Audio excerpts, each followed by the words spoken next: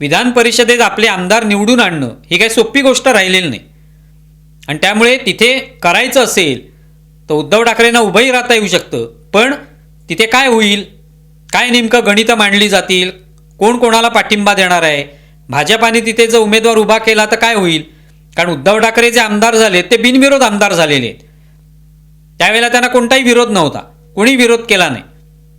आणि त्या कशा परिस्थितीमध्ये ते आमदार झाले आपल्या सगळ्यांना कल्पना आहे. मुळात उद्धव ठाकरे एका आमदार होण्याची इच्छा होती म्हणून आमदार झालेले नाहीत, तर ते मुख्यमंत्री झाले. शिवसेना आणि भाजपाला जनतेने कौल दिलेला असताना उद्धव ठाकरेंनी राष्ट्रवादी काँग्रेस आणि काँग्रेस यांच्यासोबत जात मुख्यमंत्री बनण्याचा निर्णय घेतला. आणि त्यामुळे मग प्रश्न निर्माण झाला की उद्धव ठाकरे मुख्यमंत्री तर होऊ इच्छितात, पण ते आमदार कुठे आहेत. आणि मग त्यांना विधान परिषदेमध्ये आमदार होऊ दिलं गेलं. त्यावेळेला करोनाचा काळ होता, निवडणूक कशी घ्यायची हा मोठा प्रश्न होता.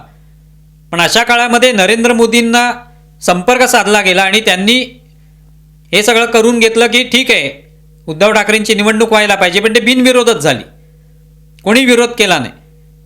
तर उद्धव ठाकरे मुख्यमंत्री झाले आणि त्यानंतर आमदारही झाले. ती आमदारकी आता अजूनही चालू आहे. आता ती टिकवण्याची इच्छा स्वतः उद्धव ठाकरेंना आहे का, हा मुळात महत्त्वाचा प्रश्न आहे.